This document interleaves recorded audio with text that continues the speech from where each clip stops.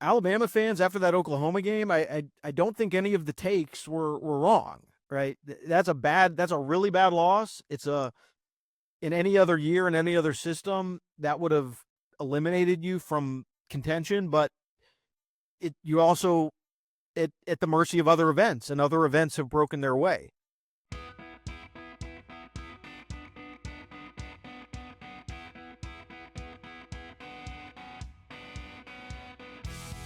Beat Everyone is brought to you by Broadway Joe's Fantasy Sports, inspired by football legend Joe Namath. Embrace the thrill of daily fantasy sports like never before in a new app coming soon. Hey, welcome to Beat Everyone. I'm Ben Flanagan with AL.com. The latest college football playoff rankings are here, and Alabama is 11th and seemingly positioned to grab a coveted spot in the postseason again, to the dismay of bubble teams like Miami, South Carolina, and Ole Miss, and also to a sect of college football who don't know how to get rid of the pesky Crimson Tide. And to break all this down, Alabama's inclusion in the rankings and the entire playoff landscape, we welcome a very special guest, USA Today national sports columnist Dan Wolken. Dan, thanks so much for doing this. We are big fans. So good to have you. So you're telling me Alabama's getting the benefit of the doubt? Never seen that one before. Dan, let's get into it now, right? Because you had a really great reaction column to these rankings. The title of it was Alabama's College Football Playoff Ranking Illustrates Stranglehold SEC Big Ten Have on the Sport.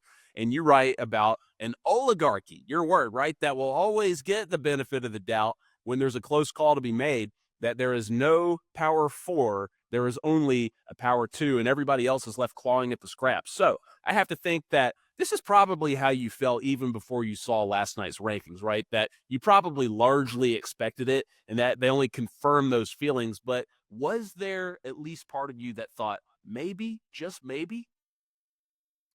Well, look, Greg Sankey and Tony Petitti earlier this fall were down in, I think it was Dallas, in a meeting with all the other commissioners to talk about the playoff from 2026 forward, where they don't exactly have their format worked out yet.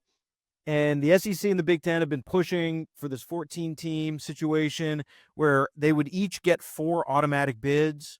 That was the deal they put on the table. The other commissioners didn't like that deal. So there was another one that was put on the table. It was 3-3-2-2.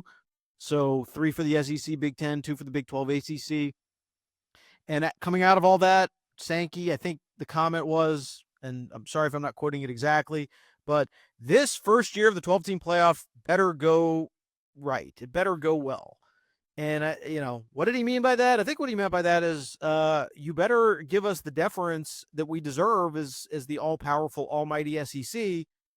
And here we are with a committee that, at least as of today, has put together a bracket with 4 SEC and 4 Big Ten. Isn't that shocking?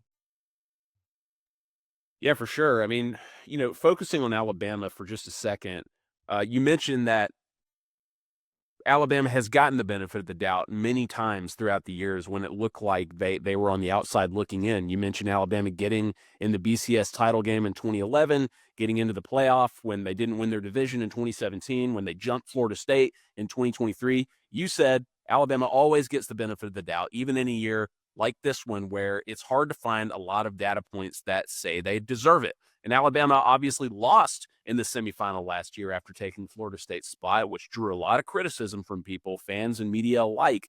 But in the other examples, let's play devil's advocate here, Dan, because I think that's how a lot of people would look at this. In the other examples that we mentioned and that you mentioned in your column, they won the whole thing. They were champions and they looked like the best team doing it. Does that in any way indicate to you at all that they might deserve a little bit of the benefit of the doubt?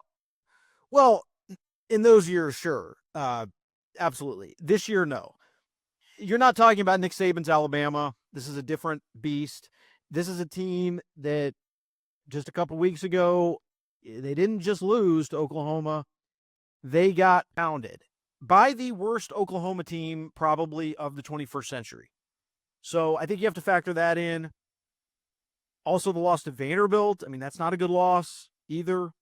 You can certainly give them a pass for the loss to Tennessee, but 3 losses is a lot to just kind of overlook if you're the committee. And obviously the Georgia win is kind of propping them up right now. But the second best win, Missouri, and then South Carolina are the second and third best wins. Okay. I mean, I don't think it's that impressive of a resume, to be honest. I mean, it's not like they, went out and beat a bunch of really good teams. If you kind of eye test them the way they've played, I don't think you could be particularly inspired by that. The inconsistency is clear at this point. And, even if you want to look at the metric of, well, could this team win a national championship? I don't think Alabama can win a national championship with this team, despite the name, despite all that. I think if it was another, like if you were just putting this resume in, Mississippi State uniforms, I don't think they'd get this benefit of the doubt. Yeah, probably not, right? And it's Alabama, and I want to ask you about the brand of Alabama because you mentioned like we're not in the Nick Saban era anymore. And like I remember back when this was being floated, the 12-team expansion, conventional wisdom in Tuscaloosa certainly was that this would be great for Alabama, that they never miss a playoff until the end of time, certainly during the Nick Saban era. And we talk a lot about the Saban discount in recruiting, and obviously when Alabama needs the benefit of the doubt, Saban's resume and his ability to campaign for his team's place in postseason carries a lot of weight nationally. And he just retired, and we're in the Kalen DeBoer era now. Do you think that this is more about the strength and recognition of the brand of Alabama football, or do you think that maybe the Saban factor is still kind of in play here?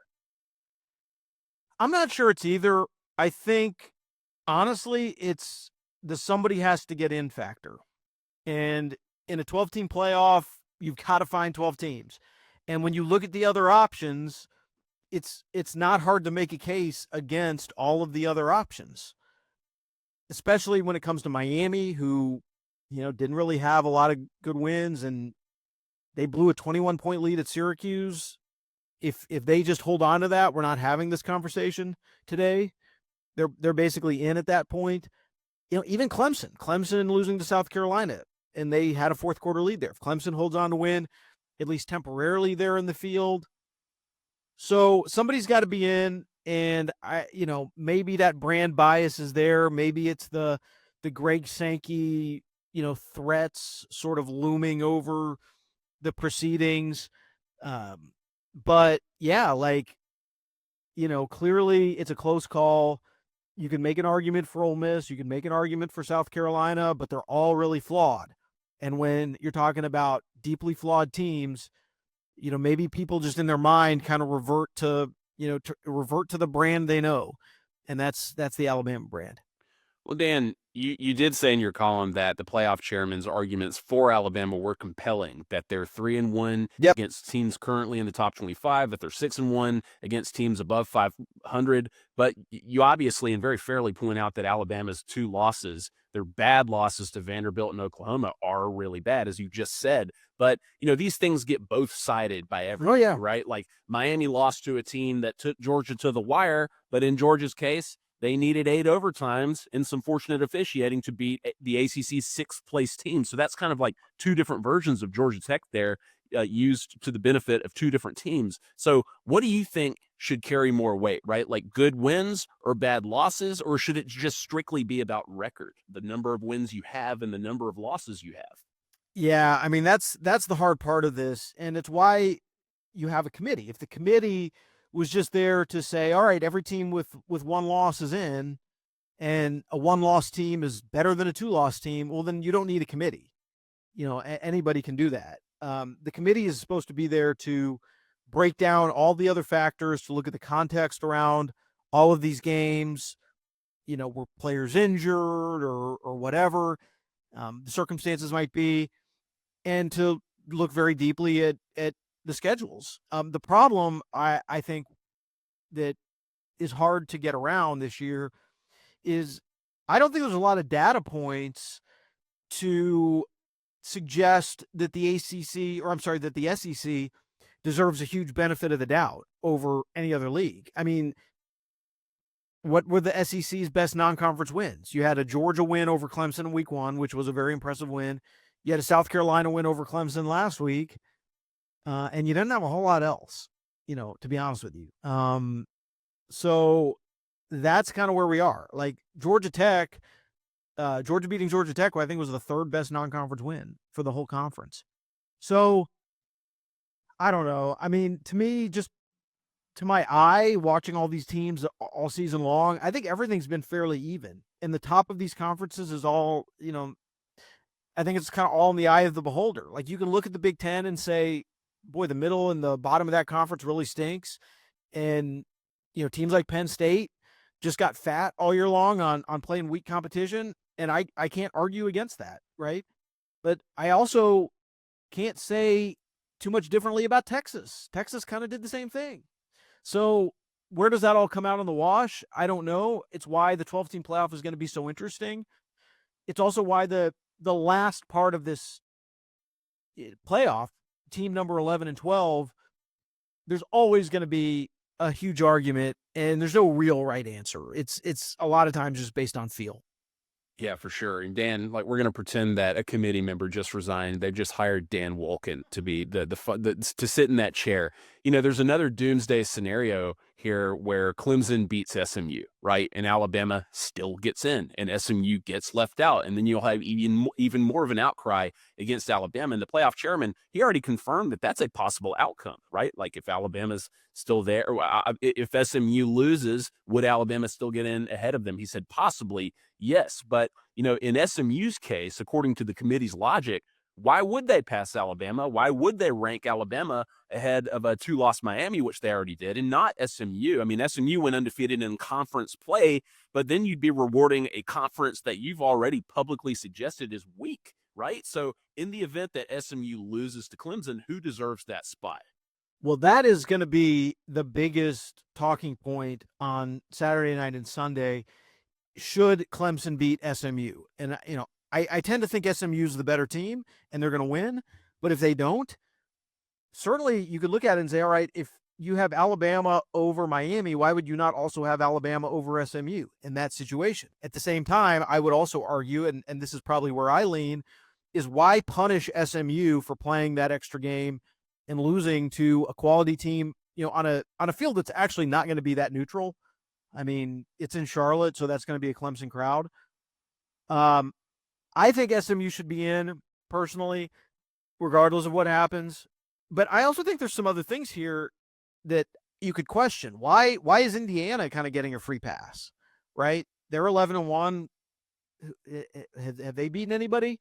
Why are more people not sticking up for BYU? And they're way out of this, right? But they did beat SMU on the road. They smoked Kansas State. They beat Baylor. They lost a last play type of game to Arizona State. So, like, why is BYU not at least, somewhat tangentially in that conversation? I mean, there's a lot of different ways you could go about it. But it's also why I don't love these committee rankings coming out every week, because we don't have all the data in. Just as an example, and basically Ward Manuel kind of dismissed the idea that teams who are not playing this weekend could be reevaluated based on what happens. Like, it's all set. What if Texas beats Georgia by 4 touchdowns, right? And I'm not saying that's likely to happen, but what if it does? And Georgia just gets completely embarrassed.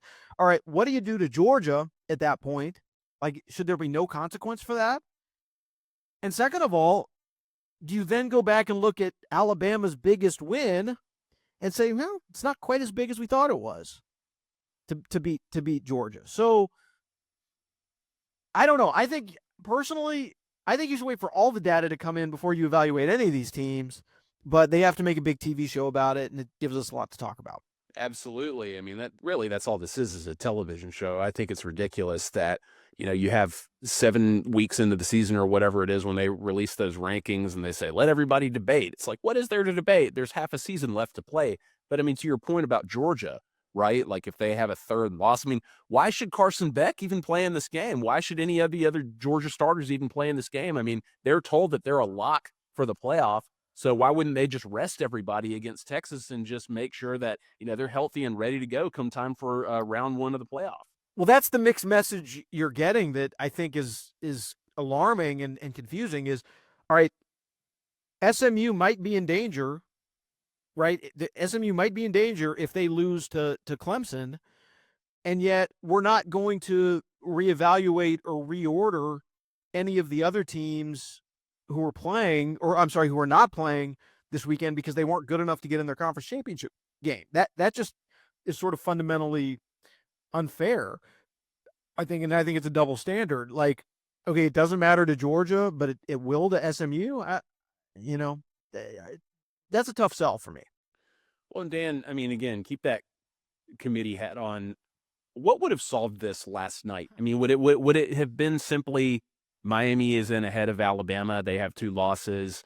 Alabama doesn't deserve the benefit of the doubt. I mean, like, what do you think would have maybe? I mean, there have been Alabama fans would have been angry. SEC fans would have continued to be angry. South Carolina and Ole Miss, they have their cases, right? But I mean, there has been a lot of anger about Alabama getting that 11th spot, and basically people just assuming like they're in no matter what. That's how the committee feels about not just this team, but about that program and about the SEC. But what do you think the outcome should have been last night that would have made a little bit more sense? Well, I'm not saying it doesn't make sense. I mean, look, you can look at what they did, and it totally makes sense with the way they ordered those teams: Alabama, Miami, Ole Miss, South Carolina. I mean, you might disagree with it, but it's not that it's completely nonsensical. I mean, from the ACC's perspective, they're obviously very upset that Miami dropped 6 spots, and it looks like they're just going to be boxed out of this thing no matter what. I think that the committee, if they wanted to be a little more suspenseful about it, is what you do is you sort of put everybody in, but you kind of leave the last couple open and say it's this pool of teams in contention for, 1 spot or 2 spots, and that at least gives you another week of suspense, and also, frankly, leaves open the opportunity to change some minds or to look at what happens in the conference championship game and rethink some things. I actually think that would be just a better way to do it. But in terms of the way they ordered the teams, like, I don't know, like it's hard to argue with the way it is, but that's just, Alabama. If you like Alabama, you think Alabama should be in. If you like Miami, you think Miami should be in. Honestly, none of these teams, if anybody who gets left out of this thing has a gripe, take it somewhere else. I don't want to hear it because you had plenty of opportunity to get in and you just didn't take it. I mean, I think Alabama fans, you said it, I believe, in your column, where like Bama fans kind of checked out after the Oklahoma, right? Where it's like, okay, the playoff is completely off the table now. There's no way Alabama's getting in. Why should they? They have 3 losses. Why should a team with 3 losses, and 2 of them the way that they did lose, especially 21-point loss against an average Oklahoma team, why should they get in the playoff, right?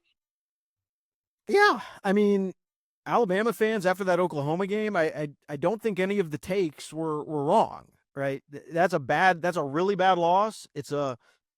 In any other year, in any other system, that would have eliminated you from contention, but you also at the mercy of other events, and other events have broken their way.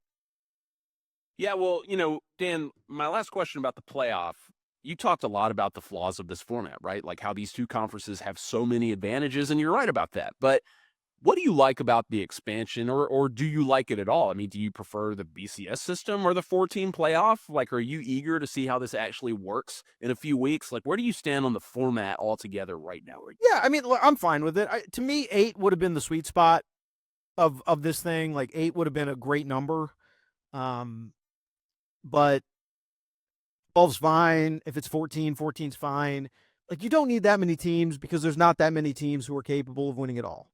And there never is, and I don't think there ever will be. Now, it's possible because of this format, you're going to get some fluke champions. And the fluke would be injuries. It's something we haven't talked a lot about, but it's going to be a grind. Like, the teams that are standing at the end of this deal in late January are going to be beaten to hell because you're going to be playing 2 or 3 really tough games just to get into the championship. And if you talk to any coach who's been through even the 14 playoff, they would tell you that playing that semifinal and then turning around and playing the championship game leaves you with a really busted up football team. And because it's just a lot of stress on those players playing against 2 consecutive quality opponents like that. And now you're doing even more games with less time to recover. It used to be you'd play that conference championship game the first weekend in December, and then you'd get all the way off until New Year's to play that semifinal. Well, that's not the case anymore. You're, especially for teams that don't get the bye, you're going in just a couple weeks later to play that first round game. So to me, you're going to get some fluky champions, probably, just because of the amount of injuries we're going to see. But I think the biggest flaw is the seeding. I don't think it's the 12 or, the format. I think it's the seeding and who gets the byes. It has just created this sort of artificial world where in some ways you're better off getting the 5 seed than getting the 1 seed. If you're getting the 1 seed, I mean, just look at the way the bracket shapes up here. Oregon, as the 1 seed, is waiting on the winner of Ohio State, Tennessee. Compare that to who they've got right now in the 5 seed, which is Penn State. They would have Arizona State at home in the first round and then advance to the quarterfinals and play Boise. I'm sorry, but that's just a lot easier path to the semis than Oregon sitting there waiting on the winner of Tennessee, Ohio State. So you've created the system by giving the top 4 conference champions the first round bye, where the bracket is unbalanced, where, it doesn't really reward the number 1 seed for having the best season with the easiest path, which is kind of the way it should be. And, when you have Boise State or Arizona State getting a bye, and you've got Georgia playing a first-round game against Indiana or Penn State playing a first-round game against Arizona State, honestly, I just think you'd rather be there than in Oregon's position, and that's not right. It's a mess, I mean, the first year of the expansion was going to be a mess regardless. People thought 12 was too many. Obviously, you're saying 8 is probably the sweet spot. There's always going to be a 19th clamoring, a 13th and 14th and 15th team clamoring. So we got a long way to go here. Obviously, conference championship week will tell us what we need to know, and the committee will have a lot to chew on. Dan, I want to close with an Alabama question for you, if you don't mind. Sure. You wrote that this Alabama team has been frustrating and underachieving and at times plain average under Kalen DeBoer. I mean, that was evident in their 2 losses to Vandy and in Oklahoma. I mean, Alabama fans would agree with you, but a lot of their frustration, the source has been quarterback Jaylen Milroe, who's been largely inconsistent in 2024. I mean, we've talked a lot on this show about what Milroe's legacy might be once he leaves Alabama. And, he's following a slate of just unbelievable quarterbacks in that program's, storied history. But what do you think of Jaylen Milroe, and how do you think he might be remembered in Tuscaloosa?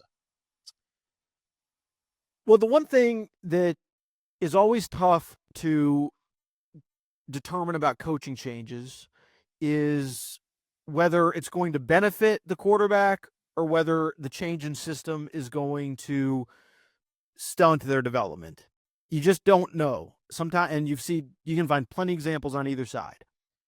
And with Milroe, we saw last year what his strengths and weaknesses were, and he certainly played well at times. And I think if you were looking at it optimistically, what you would hope is Kalen DeBoer, who has got a really good history with quarterbacks, and especially you saw last year the way Michael Penix kind of exploded under him at Washington, that maybe Milroe would be on the same path, and that playing in that system would kind of unlock parts of his game we hadn't seen before. And I think it's just kind of gone the other way. And I don't know enough about the ins and outs of what they're doing offensively or what's different than what they were doing last year to know if that's playing into his weaknesses and away from his strengths. But it certainly looks like he's not taking a step forward. And that's a concern when you're talking about somebody who's been around 3 years, who's played a lot of football. At this point, if you're not taking a step forward, we kind of have to assume you are what you are. And in Milroe's case, it's probably just not quite good enough. Yeah, we'll see, especially if they make the playoff. Could he put it together and have a string of several games in a row where he plays like he did against LSU or the first half of Georgia? The sample size doesn't seem to indicate that, but his talent has never been in question, right? Yeah, we'll see. We'll see. Well, Dan, It was a great column after the rankings this week. I mean, you've done a lot of great work for a long time. We're big fans of yours, and we really appreciate you coming on today. So thank you so much, and keep up the great work.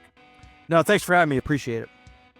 You can find Beat Everyone wherever you get your podcasts, on YouTube, on Apple, on Spotify, everywhere. Rate us, review us, subscribe to us. It really helps us out. We appreciate it. And if you want to check out some great recruiting National Signing Day coverage, head to AL.com and you'll find out everything that you need to know. I'm Ben Flanagan with AL.com. This is Beat Everyone. We'll see you next time. Beat Everyone is brought to you by Broadway Joe's Fantasy Sports, inspired by football legend Joe Namath. Embrace the thrill of daily fantasy sports like never before in a new app coming soon.